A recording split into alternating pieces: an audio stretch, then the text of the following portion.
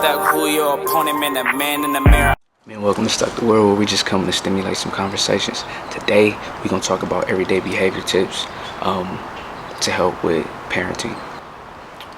Alright, so first off, we could say, why do kids melt down in public? How to handle it without losing your cool, right?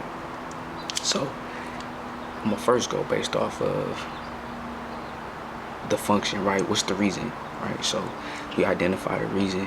You can use this with kids with disabilities, without disabilities, kids who don't talk, kids who do talk, but it's really all up to you to pay attention and identify the reasons why kids are acting the way they do. You know what I noticed, man? I noticed that a lot of people aren't as observant as you would think that they would be, especially when it comes to their kids. It's really interesting. I don't know if it's because I didn't have a pops or something like that, or what the science is behind it, but I just noticed some people are more attentive than others. But I would say, man, first we would talk about escape, right? Escape is basically they're trying to get away from something. Then we would say denied access, right? So denied access to a person, place, or thing. You can do sensory, right? Something is loud, something is not making them feel well in regards to their senses. So those are the reasons, right? So if you look at it from example standpoint, if you look at it from a point of a kiddo, your son basically let's do the tablet. Let's do the tablet situation. Let's hit it right on the head. If your kid is used to always getting a tablet, that means that there's a history of reinforcement of them always getting a tablet. How do they usually get the tablet? They probably ask first, they probably point for it, and then you say, no, not right now. They don't want that answer. So they find another way to get it, which would be to scream, cry, run into a wall, whatever. We can talk about whatever, because I'm in a space of severe behaviors, so I could kind of deal with everything and talk about everything. But in a sense of that nature, if it's just a regular kiddo, I would always try to change the history of reinforcement, right? So present reinforcement, what is going to be the thing that reinforces, that doesn't reinforce this behavior? And that would be no attention, right? No attention, a visual or something like, hey, you can have it at this time. A speaking to you can have it at this time, that usually works. So that's like kind of a tip of like when you have a meltdown or a kiddo has like an issue in public, or they want something, always identify what's the issue. A lot of people can be like, well, duh, right? But you'll be surprised of the people who don't pay attention and the people who's just like I don't know what's wrong. Like, I don't know what's wrong with him. He doesn't act a certain way. You have to always check yourself first. Check your behavior first before you want to identify somebody else's problems or behaviors, right? That's beyond any expertise. I think that's just kind of, if you read through kind of psychology, right, you want to always look at yourself first. You know, look at how you respond to the outside world, you know, and then you kind of go from there. So in regards to positive reinforcement, find something that's going to motivate your kid, right?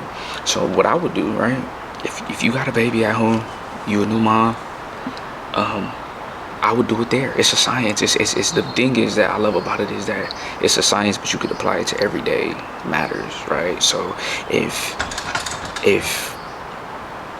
you got a baby at home and you want to promote them to talk, right, what you want to do is you want to get excited whenever they talk.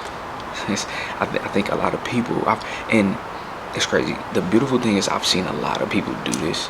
So I've seen a lot of people do reinforcement without there being like a issue. They just kind of do it naturally. But some people don't do it. Some people don't tell their kids good job. Some people don't motivate their kids to want to keep going. And then when the opportunity comes in front of people, right, the social pressures, and your kid's not doing what you want them to do, it's because what are you doing at home, right? Like, are you reinforcing this behavior at home when nobody's around? So then when somebody's around, when you want to reinforce it, it's like, oh, this is nothing.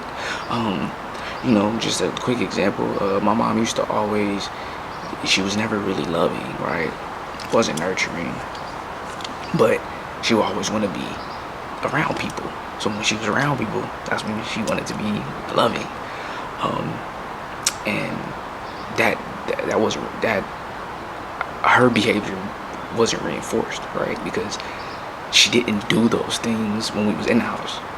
So I was foreign to it, right? And we're dealing with human emotions here, right? So I was foreign to it, and then, you know, as a kid, you kind of crave those things and you don't get it. But then now in public, you want to do it. Now I'm awkward, and now it's, boy, why you awkward? Well, boy, what's wrong with you? And it's like, well, shit, you don't hug me like this all the time. You know what I'm saying? So,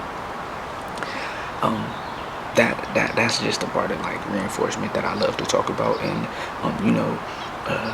we just gonna do this everyday behavior tips, man, because we can do it with parenting. You can do it with your boyfriend. You can do it with your husband. You can do it with your friend. You can always influence somebody's behavior, right? By not even saying anything. You can just present a stimuli, and it's like it'll draw somebody's attention. I do it every day.